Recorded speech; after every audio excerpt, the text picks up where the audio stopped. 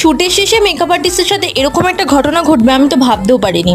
সেই দিন আমার শুটের লোকেশন ছিল স্মৃতির মোড়। ভেবেছিলাম রোড থেকে একটুখানি, কিন্তু যখন যাওয়া শুরু করেছি দেখি রাস্তায় শেষ হচ্ছে না। তবুও আমি লেট করিনি, পারফেক্ট টাইমে আমি মুহূর্ত স্টুডিওতে পৌঁছে গেছিলাম। এবার তোমরা বলতেই পারো যে তুমি প্রত্যেক দিন টাইমেই পৌঁছাও। হ্যাঁ, আমি প্রত্যেক দিনই টাইমে পৌঁছে, আমি হাতে টাইম নিয়ে বেরাই। বাট কি হয়, মাঝে মাঝে হয়তো ট্রেন মিস করে যাই বা রাস্তা জ্যাম, এর জন্য হয়তো একটু দেরি হলেও হতে পারে। মোটামুটি আমি প্রত্যেকটা মেকআপ আর্টিস্টের কাছেই টাইমলি পৌঁছেছি। যারা আমার সাথে কাজ করেছে তারা এটা এগ্রি করবে, এটা আমি জানি। তো যাই হোক, কথা বলতে বলতে আমার পুরো মেকআপ কমপ্লিট করে দিয়েছিল, আমাকে এত সুন্দর একটা লুক দিয়েছিল যেটা আমার খুব পছন্দ হয়েছিল। দেন আমরা বসে গেছিলাম লাইভের জন্য, দিদি লাইভ করবে, দেন আমাদের কয়েকটা রিলস করবে, আর দেন শুট হয়ে বাড়ি ফিরবো। বাট বাড়ি ফেরার সময় আমার মেকআপ আর্টিস্টের হাত থেকে পড়ে গিয়ে একটা কাচের জিনিস ভেঙে গেছিল, যেটা রিসেন্টলি স্টুডিওতে নিয়ে আসা হয়েছিল এবং সেটারই চার্জ পে করতে হয়েছিল মেকআপ আর্টিস্টকে। তারপর আর কি, এত বৃষ্টির মধ্যে আমাকে বাড়ি ফিরতে হলো আবার ভিজে ভিজে।